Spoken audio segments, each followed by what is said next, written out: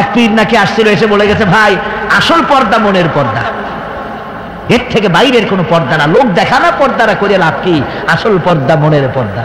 তারপরে মনে মনে নামাজ পড়ো, মনে মনে রোজা রাখো, মনে মনে হজ করো, যাকাত দাও, মনটা সাফ হয়ে গেলে তোমার আর কোনো অসুবিধা নাই। এই মনের পীর আসলো, আমি সেই এলাকায় গেলাম, যাইয়া শুনি এই রকমের কাম করছে। আমি বললাম, ওই লোকটা যদি আবার আসে আম গাছের সাথে বান্ধা ধুইও। তারপরে সে যখন বলবে যে আমার তো পেশাব পায়খানা করা লাগবে, আমারে ছাড়ো, তোমরা বলবা যে না ছাড়া যাবে না, মনে মনে যদি নামাজ পড়া যায় মনে মনে পেশাব পায়খানা করুন। যদি বলে আমার ক্ষুধা লাগছে অথবা পানি পান করবো, তৃষ্ণা লেগেছে, বলতে হবে মনে মনে যদি রোজা রাখা যায় তো মনে মনে খাওয়া দাওয়ার কামটা সারিয়ে নেন, মেহরবানি করে। এই ধরনের কিছু সংখ্যক লোক বেরিয়েছে যাদেরকে লোকেরা সাহাবীদের চাইতে নবীদের চাইতেও বড় মনে করে। আশ্চর্য কথা, বিভিন্ন জায়গায় এ ধরনের পীর হয়, তাদের আবার নওরোজ অনুষ্ঠান হয়, তাদের জন্মদিবসে তাদেরকে গোসল করানো হয়, সেই গোসলের পানি আবার মুরিদেরা খায়। জোরে কর নাউজুবিল্লাহ, জোরে কর নাউজুবিল্লাহ। আমার ভাইয়েরা, পীর সাহেবের গোসল করা পানির ভিতরে মুসলমানদের জন্য কোনো বরকত নাই। আছে কোনো বরকত? প্রশ্নে ওঠে না। তার শরীরের কত জায়গা ধুয়ে পানি পড়তেছে, আর সেইটা মুরিদরা খায়। লজ্জা নাই, শরম নাই, ঘৃণা পর্যন্ত নাই। খুলনার এক এলাকা আছে এক পীর সাহেব, তার মুরিদরা তার পায়ের বুড়ো আঙ্গুল চষে, চুষতে চুষতে প্রায় ঘা বানায় ফেলেছে। তা আমি মুরিদদের জিজ্ঞেস করলাম যে তোমরা এরকম পাঁচ আঙ্গুল চষো কেন? কয় যে হুজুরের মারেফত পায়ের আঙ্গুল দিয়ে পেটের মধ্যে ঢুকবে, সেই জন্য। কি ধরনের খোরাফাত, কি বিদআত! রাসূল পাক সাল্লাল্লাহু আলাইহি ওয়াসাল্লাম যা করেন নাই, সাহাবায়ে কেরাম যা করেন নাই, সেগুলি চালু হয়ে গেছে সমাজে। এর থেকে বাঁচতে হবে, আপনাকে মনে রাখতে হবে, কলিজার মধ্যে ঈমান রাখতে হবে। কোন পীর সাহেব, কোন মাওলানা সাহেব ফু দিয়া আমার ভাগ্য ভালো বানায় দেবে অথবা আমাকে ভাগ্য নষ্ট করে দিবে, আমি আল্লাহর কসম তো বিশ্বাস করি না। আমার ভাগ্য,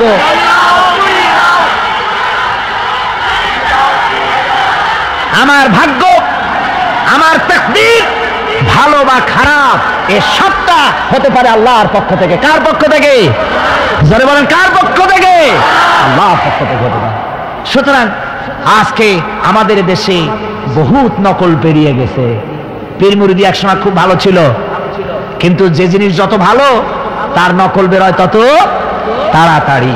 তবে আলহামদুলিল্লাহ, এখনো আলহামদুলিল্লাহ কিছু হাক্কানি পীর এখনো আছে যারা সমাজের কাজ করেন, যারা ওইভাবে কদম বুসি নেওয়ার জন্য পা আগ বাড়ায় দেয় না। কথা বুঝতে পেরেছেন? মানুষকে সর্বনাশ করে না, বরং তাদের ইলম আছে, ইলমের দ্বারা মানুষের কাছে হেদায়েতের কথা শোনায়, সমাজ গঠনমূলক কাজ করে, আল্লাহর কোরআন প্রচার করে। এ ধরনের লোক আছে, তবে এদের সংখ্যা কম। ঠিক কিনা? কম, এদের সংখ্যা কম। এরা বিভিন্ন জায়গায় মাজার তৈরি করেছে, মাজারাত তৈরি করেছে, একটা দুইটা মাজার না, বহুত মাজার, গাড়ি বাস সব থামাইয়া তারপরে তাদের কাছ থেকে, মানুষের কাছ থেকে পয়সা কালেকশন করা হয়। ঠিক কিনা? এই যে পয়সা কালেকশন করা হলো, আমি জিজ্ঞেস করি, এই টাকাগুলো যে কালেকশন করা হলো, দেওয়া হলো, এই টাকা দিয়ে কবরে যে শো আছে, ওই টাকা দিয়ে তিনি কি কোনো ফায়দা পান? টাকা দরকার কার? জীবিত মানুষের না মরা মানুষের? তো কমন সেন্স নাই কেন মুসলমানের? যিনি ইন্তেকাল করেছেন, মাটির মধ্যে শুয়ে আছেন, তারে টাকা দেই কেন? উনি কি এই কমলার সিজনে কমলা কিনে খাবেন? তো টাকাটা কেন দেওয়া হয়? এই আপনার টাকা দিয়া এই মাজারকে যারা পাহারা দেয় তারা অনেক বড় লোক হয়ে গেছে। ঠিক কিনা? কোন হাদিসে পেয়েছেন? মাজারে যদি চাদর দিতে হতো, রাসূল পাক সাল্লাল্লাহু আলাইহি ওয়াসাল্লামের কবরের উপরে লোকেরা সুতার চাদর দিত না, নিজের কলিজা বাইর করে কলিজা দিয়া চাদর বিছায় দিত হুজুরের মাজারের উপরে। জান্নাতুল বাকিতে গিয়ে দেখুন, জান্নাতুল বাকিতে আছে, শহাদায়ে উহুদ আছে, সেখানে সাহাবায়ে কেরাম আছে, আজওয়াজে মুতাহহারাত আছে, বানাতে রাসূল, ইবনে রাসূল, আহলে বাইত সেখানে শুয়ে আছেন। হযরত ওসমান রাদিয়াল্লাহু তাআলা আনহুর মতো লোক সেখানে ঘুমিয়ে আছেন। রাইসুল মুফাসসিরিন হযরত ইবনে মাসউদ রাদিয়াল্লাহু তাআলা আনহু সেখানে ঘুমিয়ে আছেন। হযরত ইবনে আব্বাসের, উনি ওখানে, ওনার কবর হচ্ছে গিয়ে তায়েফে। এ ধরনের ইতিহাসের মধ্যে এসছে জান্নাতুল বাকির মধ্যে কমসে কম 10,000 সাহাবায়ে কেরামদের মাজার আছে। সুবহানাল্লাহ। যায় দেখেন তো জান্নাতুল বাকিতে একটা চাদর আছে নাকি? যারা হজ করতে গেছেন কোন চাদর দেখেছেন? আগরবাতি আছে, মোমবাতি আছে, গোলাপ পানি আছে। সুতরাং এই বিদআত থেকে বাঁচতে হবে মুসলমানদেরকে। মুসলমানদের সাথে সম্পর্ক মসজিদে, মুসলমানদের সাথে সম্পর্ক কিসের? অবশ্যই মাজারের সাথে সম্পর্ক নয়। মাজারের সাথে সম্পর্ক শুধু এতটুকু, আল্লাহর ওলিদের মাজারকে ঘেরাও দিয়ে সুন্দর করে রাখুন যাতে করে অপবিত্র না হয়। লোকেরা কেউ যদি আসে জিয়ারত করার সুযোগ পায়, শিরক বিদআত থেকে মুক্ত হয়ে এতটুকুন করা যেতে পারে। কিন্তু বিশাল আকারের গম্বুজ করে লাইট জ্বালাতে হবে, আগরবাতি মোমবাতি দিতে হবে, এটা সম্পূর্ণ বিদআত। এক শ্রেণীর লোকেরা এগুলি করে ব্যবসা করতেছে। সেই জন্য বলছি যে আমাদের ইত্তেবা করতে হবে রাসূলের। কার ইত্তেবা করতে হবে? যা রাসূল করেন নাই, যা সাহাবায়ে কেরাম করেন নাই, তা আমরা করতে পারি। আমি একবার এইখানে এই শহরে অনেক বছর আগে একটা জানাজায় শরীক হয়েছিলাম। কোন মাঠে আমার এখন তার মনে নেই। জানাজার পরে যিনি জানাজা পড়ালেন তিনি বললেন, ওই লাশকে সামনে রেখে বললেন, কেন আসিল? তখন আমি নতুন নতুন চিটাগাঙে আসছি, আমি ভাষা ভালো করে বুঝিও না। একজন বললো কেন আসিল? সবাই কইল গম আসিল। তাই বললাম যে গম আসিল, মরা মানুষের সাথে গম, আমি আটা গম তাই মনে করেছি যে এটার কি সম্পর্ক। আমি ইমাম সাহেবকে জিজ্ঞেস করলাম যে আপনি বললেন কি, আর জনগণই বা বললো কয় যে আমি জিজ্ঞেস করলাম যে লোকটা কেমন ছিল, তো সবাই বললো ভালো ছিল। তাই বললাম তো ফায়দা কি?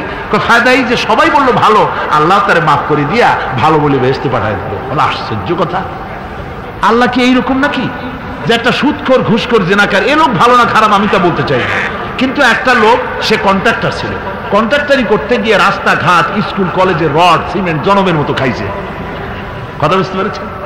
সরকারি গিয়ে ক্ষমতায় গিয়ে গভর্নমেন্টের টাকা পয়সা জনমের মতো শেষ করে ফেলেছে। এই লোকটি সুদখোর ঘুষখোর জেনাকার মরে গেছে, আর আসে আপনি কইলেন যে কেন আসিল? সকল বইল গম আসিল, আর আল্লাহ বেহেশতে দিয়ে দেবে। তাহলে আল্লাহ হাকামুল হাকিমিন হইলেন কি করে? এটা কি বিচার হইল নাকি? কি করে সম্ভব?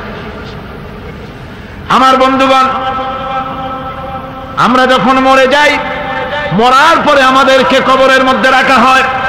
কবরের ভিতরে রেখে আমাদেরকে বলা হয়, যারা কবরে রাখে তারা বলে, মৃত্যু ব্যক্তিকে কবরে রাখার সময় বলে, বিসমিল্লাহি আলা মিল্লাতি রাসূলিল্লাহ, আল্লাহর নামে রাসূলের দলে উঠাই দিয়ে গেলাম। আল্লাহর নামে কার দলে উঠাইলো? রাসূলের দলে। চিন্তা করেন ভাইরা, আল্লাহর নামে রাসূলের দলে উঠাইলেন কারে? কারে উঠালেন? এই লোকটি তার যৌবনকালে যত মিছিল করেছে, ধর্মনিরপেক্ষতাবাদের পক্ষে মিছিল করেছে, পুঁজিবাদের পক্ষে মিছিল করেছে, সমাজতন্ত্রের পক্ষে মিছিল করেছে, স্লোগান দিয়েছে, দেওয়ালে লিখেছে, বক্তৃতা করেছে, ভোট দিয়েছে, বই লিখেছে, জীবনে যা কিছু করেছে সব করেছে মানুষের তৈরি করা মতবাদের জন্য। তার ভোট ইসলামের কাজে লাগে নাই, তার ইলেকশন ইসলামের কাজে লাগে নাই, তার দেওয়ালের লেখা ইসলামের কাজে লাগে নাই, তার বক্তৃতা, তার টাকা পয়সা ইসলামের কাজে লাগলো না। মরে গেছে, পরে মরা মানুষটারে উঠাইয়া বললা রাসূলুল্লাহর দলে উঠাইয়া দিলাম। এখন বলো রাসূলুল্লাহ কেন তোমার মতো মরা লাশটাকে তিনি গ্রহণ করতে যাবে? তোমার জীবনের কোনো কাজই তো ইসলামের জন্য কাজে লাগলো না। তোমার জীবনের একটা দিনও তো ইসলামের কাজে লাগে নাই। মরছো, তারপরে তোমার মরা লাশ রাসূলুল্লাহ বহন করতে যাবেন কেন? কি দায় টাকা পড়েছে তার? সুতরাং আমি বলতে চাই, আজকের মাহফিলে যত জনতা উপস্থিত হয়েছেন, জান এবং মাল সব কিছু দিয়ে লড়াই করতে হবে আল্লাহর রাস্তায়। আমার ভোট, আমার ইলেকশন, আমার স্লোগান, আমার বক্তৃতা, আমার টাকা করি খরচ সব কিছু হবে আল্লাহর জন্য। কুল ইন্না সালাতি ওয়া নুসুকি ওয়া মাহইয়ায়া ওয়া মামাতি লিল্লাহি রাব্বিল আলামিন। আমাদের ঈমান যদি বদ্ধমূল হয়, তাহলে আমরা দুনিয়ায় মর্যাদা পাব। দুনিয়ায় সাময়িক সুবিধার কথা চিন্তা করে ইসলামের সঠিক রাস্তা থেকে বিচ্যুত হওয়া আমাদের কারোরই উচিত নয়। মুমিন ব্যক্তির আত্মমর্যাদা এভাবে বেড়ে যায় ইমানের কারণে। এতটা ইমানের কারণে তার আত্মমর্যাদাটা এত বেড়ে যায় যে সে হক কথা বলতে গিয়া রিজেকের চিন্তা করে না, চাকরির চিন্তা করে না। হক কথাটা যদি বলি, আমি সরকারি চাকরি করি, হক কথা বললে পরে চাকরি থাকবে না, ইমামতি করি, হক কথা বললে পরে চাকরি থাকবে না, এই জাতীয় হীনমন্যতা তার মনের ভিতরে জায়গা পাবে না। যেহেতু কোরআন তার শিখাইছে, কিসের ভয়?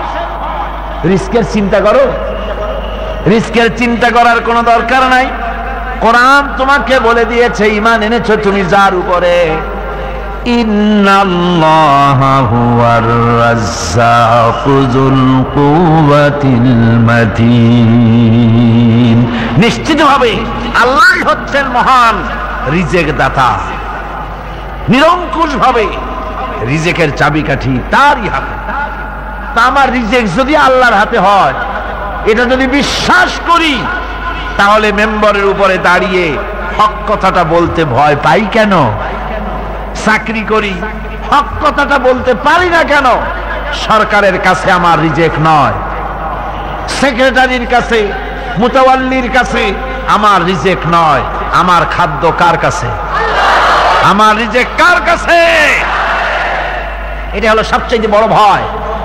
ঈমানের দাবি করে ঠিক, ওয়াজ নসিহত করেও ঠিক, মানুষকে উপদেশ দেয়ও ঠিক, কিন্তু মনের মধ্যে ভয় একটু থেকেই যায়, যদি চাকরিটা যায় তাহলে বিবি বাল বাচ্চা নিয়ে বাঁচবো কেমনে, এটা থাকে মনের ভিতরে এক চিন্তা। একজন টিচার তার ছাত্রদেরকে শিখাইছিলেন যে বিসমিল্লাহর এত ফজিলত, নদীর উপর থেকে বিসমিল্লাহ বলে হাঁটে গেলে তাও হাঁটে যাওয়া যায়, খেওয়ার নৌকা ছাড়াই পানির উপর দাঁড়িয়ে যাওয়া যায়। একটা ছেলে, একটা ছাত্র এই কথাটা এমন বিশ্বাস করলো, নদীর পাড়ি দিয়ে, তার বাড়ি ছিল নদীর ওপার, প্রতিদিন খেওয়া পার হইয়া মাদ্রাসায় আসতো, বিশ্বাস করছে পুরাটাই, আর বিসমিল্লাহ বলে পাও দিয়ে হাঁটিয়া চলে গেল পার হয়ে। এটা কোনো কোরআন নয়, হাদিস নয়, শোনা কথা। তারপরে একদিন তার মা তাকে বলেছে, তোমার হুজুরকে একটু দাওয়াত দাও আমাদের বাড়িতে। হুজুরের দাওয়াত দিছে, মিলাদের দাওয়াত শুনে হুজুর তো খুব খুশি। তারপরে ছাত্রের সঙ্গে রওনা হয়েছে। নদীর ঘাটে এসে দেখে যে নৌকা নাই। আরে বাবা, নৌকা নাই, পার হবো কেমনে? কয় হুজুর কোন কি, নৌকার দরকারটা কি? আপনি না বলছেন বিসমিল্লাহ বলে হেঁটে যাওয়া যায়। আমি তো ওইটা শোনার পর আমি প্রত্যেক দিন তো এই কাম করি আসি, নৌকা টুকো লাগে না। আসেন না আমার সাথে। ছেলে বিসমিল্লাহ বলে হাঁটা আরম্ভ করছে পানির উপর দিয়ে। ওস্তাদ চিন্তা করতেছে, আমি তো শুধু ওয়াজি করছি, আমল তো করি নাই, কি না কি হয় আল্লাহই জানে। পাজামা হাঁটু পর্যন্ত টাইনিয়া তারপরে বিসমিল্লাহ করে পা দিছে, আর এক ছোটে চুগনি খাইয়া ভিতরে চলে গেছে। সুতরাং মুখ দিয়া বললে হবে না, বিশ্বাস করতে হবে, ইয়াকিন রাখতে হবে, রিস্কের মালিক আল্লাহ। হক কথা কাউকে ছেড়ে দেব না, এটা বলবোই, তাতে আমার চাকরি থাকুক আর চাকরি যাক। এর নাম হলো আত্মমর্যাদা। এর নাম কি? মর্যাদা। নইলে আপনি মসজিদের ইমাম, আর দুর্ভাগ্যজনক সত্য, মসজিদের ইমামগুলি অধিকাংশ ক্ষেত্রে এমন সব সেক্রেটারি মুতাওয়াল্লি হয় যারা ইসলামী আদর্শকে বিশ্বাসী করেন। কথাটা ঠিক কিনা? ধর্মনিরপেক্ষতাবাদী, কিন্তু মসজিদের সেক্রেটারি, মাদ্রাসার সেক্রেটারি, ঈদগাহের সেক্রেটারি। কারণ মুসল্লিরা ভাবে ওনার পয়সা বেশি, ওনারই নেতা বানানো উচিত। অথচ কোরআন নিষেধ করেছে এমন কোন লোক মসজিদের মুতাওয়াল্লি সেক্রেটারি হতে পারে না যে ব্যক্তি আল্লাহর পথে পরিচালিত নয়, যে আল্লাহকে মানুষের চাইতে বেশি ভয় না করে, যে ব্যক্তির ভিতরে দ্বীন নাই, ঈমান নাই, ইসলামী আদর্শ নাই, শুধু পয়সার বিনিময় সেক্রেটারি মেম্বার মুতাওয়াল্লি হয়ে বসে আছে, আর ইমাম ভয়ের স্বরে কথা বলে না। আছেন এমন? আছে। হক কথা, মাদ্রাসা, মসজিদ, ওয়াজ মাহফিল, চাকরির জায়গা, কোর্টে, কাছারিতে, আদালতে, সর্বত্র মুমিন ব্যক্তি বলতে পারবে তখন যখন ঈমান বিল্লাহ পোক্ত হবে। আল্লাহর প্রতি ঈমানটা যখন পোক্ত হবে, তখন সে বুঝবে এ চাকরি আমার পায়ের গোলাম। এখানে যদি আমার চাকরি না থাকে, অন্য জায়গা থেকে রিস্কের ব্যবস্থা আল্লাহ পাক আমাকে করে দিবেন। কাজেই মানুষেরা ভয় করার ব্যাপারে ভয়ের নানান রকমের দিক আছে, কিন্তু প্রকৃতপক্ষে এটা একটা উপমা দিলাম আমি মাত্র। প্রকৃতপক্ষে মানুষের কাছে সবচাইতে বড় ভয় হলো মৃত্যুর ভয়। সবচাইতে ভয় কিসের ভয়? মানুষের ভিতরে যখন ঈমান বিল্লাহ এসে যায়, আল্লাহর প্রতি যখন সে পরিপূর্ণরূপে ঈমান যখন আনে, তখন তার ভিতরে এই চিন্তা আসে, মৃত্যু তো আমার হবে, মৃত্যু থেকে পালাবার উপায় নাই। পালাবার উপায় যদি থাকতো তাহলে না হয় অবশ্যই ভয় পেতাম না, কিন্তু মৃত্যু থেকে তো পালাতে পারবো না। তখন কাপুরুষ হবো কেন? তখন তো বীর পুরুষের মতো জীবন দিতে হবে। কিসের মতো দিতে হবে জীবন? আল্লাহ রাব্বুল আলামিন কোরআনে কারীমের মধ্যে বলে রেখেছেন, ঈমানদার লোক আল্লাহরে যে বিশ্বাস করে তার বড় উপকার হলো মওতকে পরোয়া করে না। মওতকে পরোয়া করে না বলে তার পক্ষে সমস্ত কাজ সহজ হয়ে যায়। কোরআন বলতেছে, কুল ইন্নাল মাউতাল্লাযী তাফিরুনা মিনহু ফাইন্নাহু মুলাকীকুম। মরণ তোমার, মরণ থেকে পালাও তুমি, মরণ তোমায় লইবে ঘিরি। মরণ থেকে পালাও তুমি, মরণ তোমায় লইবে ঘিরি। যদিও সুদূর আকাশ পানে লুকাও সেথায় লাগিয়ে সিঁড়ি। হে মহারোগের চিকিৎসক নাই, নাই সে ঔষধ জগতে। খুঁজিয়া কাতর হইলে কি হবে, পারিবে না তারে ফিরাতে। এ মৃত্যু আসবেই। মৃত্যুর হাত থেকে বাঁচবার কোন উপায় যখন নাই, তখন সেই মওত কাপুরুষের মওত কেন হবে? ঈমান এই উপকার করে মানুষকে, বুকটারে বড় বানায় দেয়। মানুষ সুখটা হতে পারে, কিন্তু কলজেটা বিরাট হয় তার। নাবিকেরা যখন চলে জাহাজ চালাবার সময় দিনের বেলায় সূর্য দেখে দিক নির্ণয় করে, আবার রাতের বেলায় যেন পথ না হারায় সেজন্য আকাশে তারকা রয়েছে, তারকা দেখে দেখে তারা পথ চালায়, পথ নির্ণয় করে নেয়। তাদের কম্পিউটার রয়েছে, রাডার রয়েছে। এরপরে এই পাখিগুলিকে কোনো রাডার নাই, কে তারে পথ দেখালো, কে তাকে বুঝাই দিল? এত মাস ওড়ার পরে, এতদিন ওড়ার পরে এই রাস্তায়, এই অ্যাঙ্গেলে, এই পথে গেলে পরে সিলেটের সুনামগঞ্জের হাওড় পাবি। এই পাখিগুলিকে কে নেভিগেট করে বাংলাদেশে পৌঁছায় দিল? তিনি কে? জোরে বলেন, তিনি কে? আল্লাহ সুবহানাহু ওয়া তাআলা। আল্লাহরে তালাশ করে পায় না। এসব চিন্তা করলে মানুষের মাথা হেট হয়ে যাবে, মানুষ মাথা নত করে দেবে। এই জন্য বড় বড় বিজ্ঞানী যারা, তারা নাস্তিক হয় না, নাস্তিক হয় ছাগল পাগল। লেখাপড়া কম, 2.5 খান বিজ্ঞানের বই, 3 খান ইংরেজির বই, এইগুলো পড়িয়া বাড়ি চলে আসে, কয় যে সব বুঝছি। বলে, বাবা কি বুঝেছ? কয় বুঝেছি এই, দেয়ার ইজ নো গড, স্রষ্টা বলতে কেউ নাই, রাম ছাগল। আল্লাহরে চিনলে, আল্লাহরই যদি না চিনলে তাহলে কিছুই চেনা হলো না। আল্লাহ পাক বলছেন, এ ধরনের অসংখ্য দৃষ্টান্ত পৃথিবীতে আমি রেখে দিয়েছি। আল্লাযী খালাকা সাবআ সামাওয়াতিন তিবাকা মা তারা ফি খালকির রাহমানি মিন তাফাউত। আল্লাহ রাব্বুল আলামিন বলেন, আকাশের দিকে তাকায় দেখো, জমিনের দিকে তাকায় দেখো, এই আকাশটাকে কি সুন্দর থরে থরে করে আমি সাজাইছি। ক্ষমাশীল তিনি, সপ্ত আকাশ রচিলেন থরে থরে, কোন ত্রুটি হেরিবে না তার পূর্ণ সৃজন পরে। চাও তুমি তার সৃষ্টি পানে, দেখো কিছু ভুল চোখ, ফিরাও তোমার নয়নখানি, ফিরাও তোমার মুখ।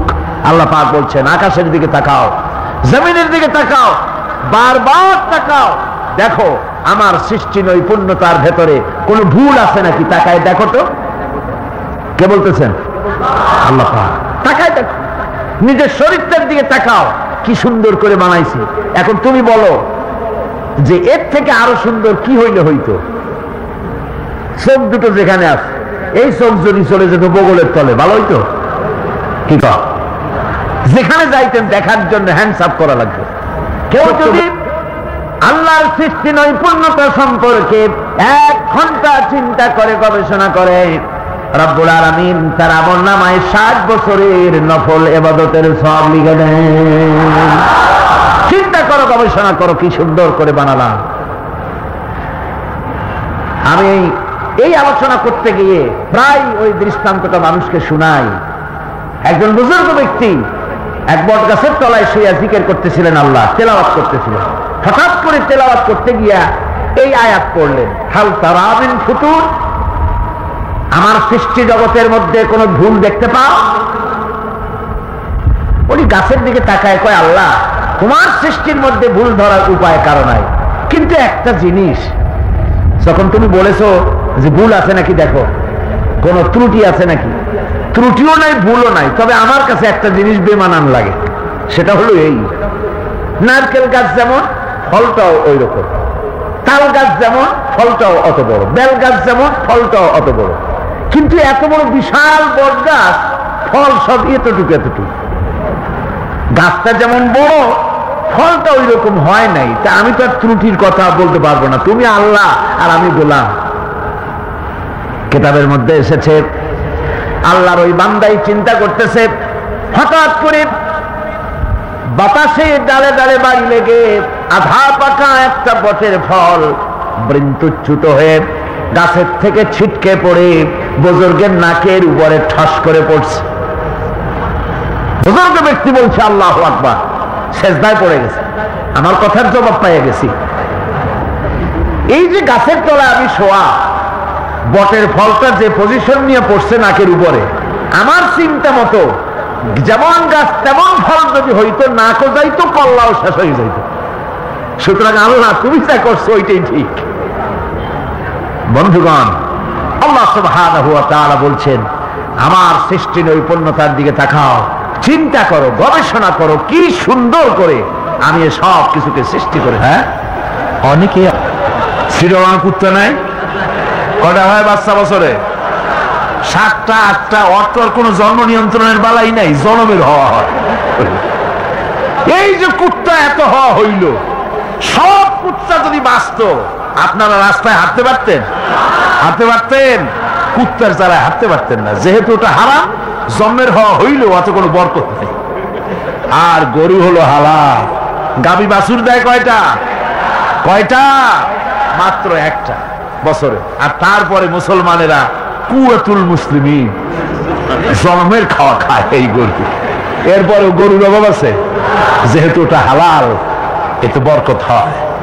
হারাম বেতন, বেতন নয়, হারাম ভাবে ঘুষের টাকা নিয়েছেন, যে টাকা দিয়েছে সে তো টাকাটা না দিয়ে পারে নাই, করবে কি, কাজ আদায় করার জন্য দিছে, টাকাটা দেয় আর একটু কোষ্টা হাসি হাসে, হাসিও না কান্দাও না, একটা বেটকি দেওয়ার মতো অফিসের সামনে দিয়া তারপরে বাড়ির দিকে যায় আর বলে আল্লাহ এতগুলি টাকা আমার নিল, ওরে কলেরা দিয়ে ওর পুষ্টি সাফ করে দিও।